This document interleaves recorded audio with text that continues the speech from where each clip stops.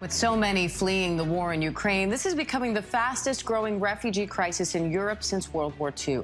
James Elder, the spokesperson for the United Nations Children's Fund, joins me now live to talk more about how this is impacting families. And James, refugees from Ukraine have traveled to several neighboring countries in search of safety. More than 1 million are now in Poland. What do you make of the pace of these numbers so far?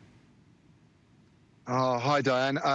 Unprecedented in history. The scale, the speed. We've not ever seen it before. It's that simple. This has taken a year in other horrendous crises.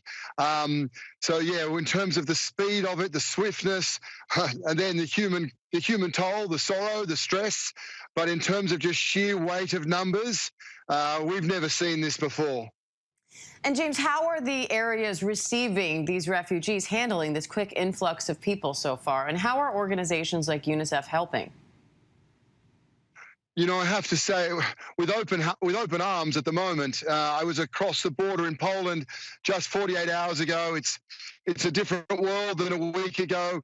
Still enormous numbers of people, tens of thousands, flooding every day. But it's well organized, and across there, there's hot soup and clothes. But it's a monumental effort. I mean, organizations like UNICEF, we're getting support across each of these border areas, but the sheer weight of numbers, Diane, means that, until this conflict stops, and it needs to stop very, very quickly, both for children being killed and those hundreds of thousands losing access to their fathers and their home, it's triage. It's very, very difficult to meet the need at this time.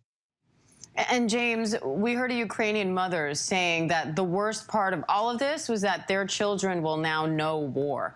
What kind of an impact do you think the violence is having on kids, both physically and mentally? Yeah, horrendously. It's traumatizing. I see that. Someone remarked the other day at the border, isn't it amazing the kids don't cry? Kids don't cry because they're traumatized. The child who hides in the bunker and his mother says she covers him, as in lies on top of him, so that she feels he's a little bit safer from the bombs, not just for warmth. Or the child who endures rats.